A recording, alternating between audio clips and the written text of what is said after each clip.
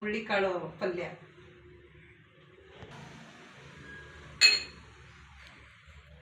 ಅವ್ನು ನಿಂತ್ಕೊಂಡೆ ಊಟ ಮಾಡ್ತೀವಿ ಅಮ್ಮ. ನೋಡಿ ಹೇಗಿದೆ ನೋಡೋಣ, ಬನ್ನಿ ಊಟ ಮಾಡೋಣ. ತುಂಬ ಚೆನ್ನಾಗಿದೆ ಹುಳ್ಳಿಕಾಳು ಸಾಂಬಾರು. ನೀವು ಒಂದ್ಸತಿ ಮನೇಲಿ ಟ್ರೈ ಮಾಡಿ. ಮುದ್ದೆ ತಿಂದ ಕಟ್ ಮಾಡುವ ಒಳಕಿಲ್ಲ. ನೋಡಿ ಆಯಿತು, ಮುದ್ದೆ ತಿಂದು ಅನ್ನ ಹಾಕ್ಕೊಂತ ಇದ್ದೀನಿ.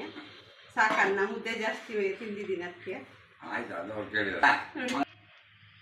ತುಂಬ ಚೆನ್ನಾಗಿದೆ ಹುಳ್ಳಿಕಾಳು ಸಾರು. ಅವತ್ತು ಮಾಡಿದ್ಕಿಂತ ಬೆಳಗ್ಗೆಗೆ ಇನ್ನೂ ಚೆನ್ನಾಗಿರುತ್ತೆ, ಮಾರನೇ ದಿವಸ ರಾತ್ರಿ ಎಲ್ಲ ತಿನ್ನೋದಕ್ಕೆ.